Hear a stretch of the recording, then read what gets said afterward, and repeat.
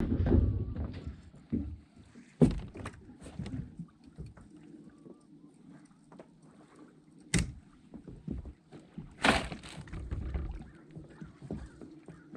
in.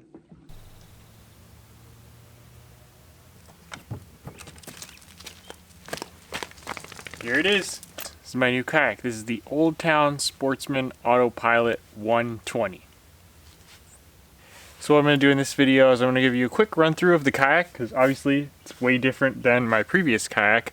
So I want to tell you about the differences, and then we're going to get it out in the water and see if we can catch fish. But first, show you what this is all about. Full disclosure, Old Town sent me this kayak. I didn't have to pay anything for it, but they're not paying me to say anything, so I promise I'll give you guys my honest review. If anything sucks, I'll tell you about it, and if anything works great, obviously I'd tell you about that too. So full disclosure, just so you know, keep that in mind. So starting at the front of the kayak, obviously this is probably the biggest difference. It's got a motor.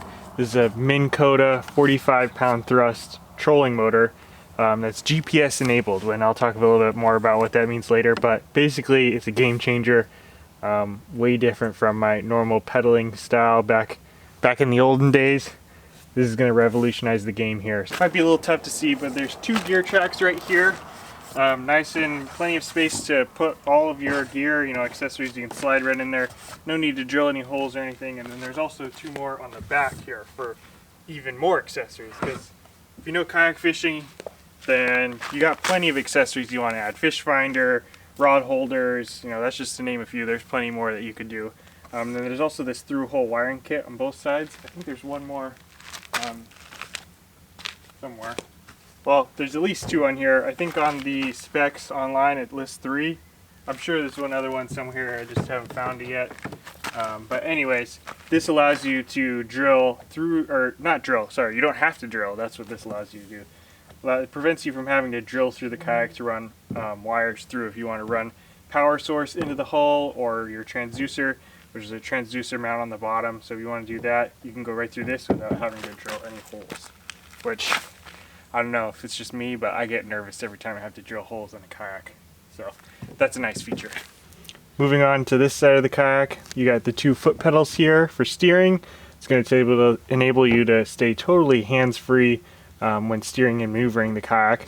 And I've got a big deck space right here, a lot of room for standing.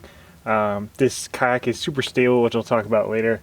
So standing up in this area with this nice foam, grippy stuff, very, very possible. I don't know, I don't do too much standing in the style of fishing that I'm doing, but if you were like a bass fishing or something like that, this is a nice little feature that this kayak has. Alright, moving to the seat. This thing is like, I'm really excited about this seat, because my previous kayak had a terrible seat, but it was okay. But this is just like pure luxury. I mean, look at this seat. Really nice UV resistant mesh here. It's adjustable. If you want to recline more, you can easily adjust it here with these straps. And there's also 2 settings. So this is in the lower setting right now. If you wanted to go up a little higher, there's another little notch here. You can stick this seat in to be a little bit higher.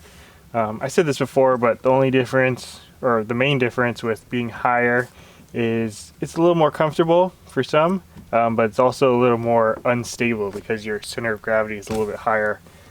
So I'm not going to go through all the features, but this is a really nice one right here. We got some bungee right here to keep something in there if you want to, but the hatch right here, this little spring-loaded hatch, great for keeping like your phone, wallet, stuff like that. Stuff that you don't want to get wet. This is waterproof in here. Just latch it down like that, boom, and you're ready to go. Alright, moving on to behind the seat, we got a nice huge little tank area, and you can see there's really high sides on the kayak, so especially on a lake, no water is going to be getting over there. On an ocean, on a rough day, water probably still come over this, but yeah, when it's calm, nothing's going to get over here. There's some nice scupper holes here in the middle to drain for drainage. Just for size comparison, the fish bag that I normally use fits perfectly in this little area right here, with a little bit of room to spare actually on the sides here. So this is perfect, plus little bungees here to keep stuff in place when going through rough seas. And then finally, in the back we have this really nice rudder. It's nice and big, so it'll allow you to track straight when you want to, and allow you to turn nice and sharp when you want to do that as well. You're able to bring it up when you're going through shallow water or when you're launching or landing. There's a controller right next to the seat, and then obviously put it down when you're out there fishing. All right, and that's the Old Town Autopilot Sportsman 120. Just a few specs real quick. It's 12 feet long, so basically the same length as my old kayak, 37 inches wide. A little bit wider than my old kayak, so that's going to enable it to be a little bit more stable. It's 152 pounds fully rigged with the seat and the motor here. So without the motor itself weighs 24 pounds. The seat is probably a couple pounds, so without anything on it, it's probably around 120-ish, somewhere around there. Maybe a little bit more, 125 maybe. So it is a little bit heavier than my old kayak, and that makes transporting it a little bit tougher. But it's still doable. I mean, I'm just a single person car topping on my little Corolla. I've been able to do it without any help. So everything you see here comes with the kayak except for two things. The paddle, which you see on the other side there, you can get that separately, and then the beach wheels, which you might be able to see underneath the kayak. The beach wheels, in case you guys are wondering, those are the Wilderness System heavy duty beach cart, something like that. I'll leave a link in the description if you want to check it out. But other than that, everything you see here comes with the kayak. And yeah, there's a lot more to this kayak than what I just mentioned, but I'll kind of go through a little bit more of the details through my next 4 or 5 videos, just kind of actually getting it on the water and seeing how it fishes. So this kayak won Best in Show, or ICAST voted Best Kayak, whatever, I don't know. It got a lot of awards at ICAST 2020, so it's kind of the rage, what everyone's talking about, and I'm excited to get it out on the water. But without further ado, let's go out there. Here goes nothing.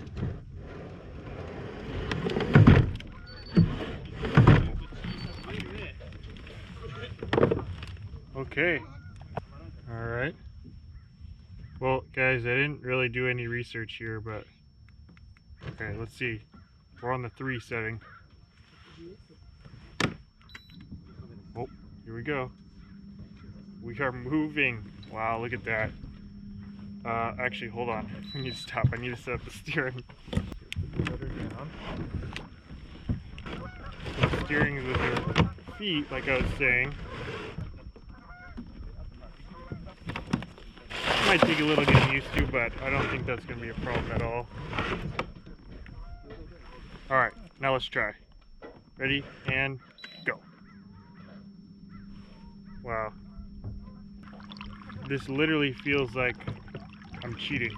I feel like I'm doing something like I shouldn't be moving, but I'm moving.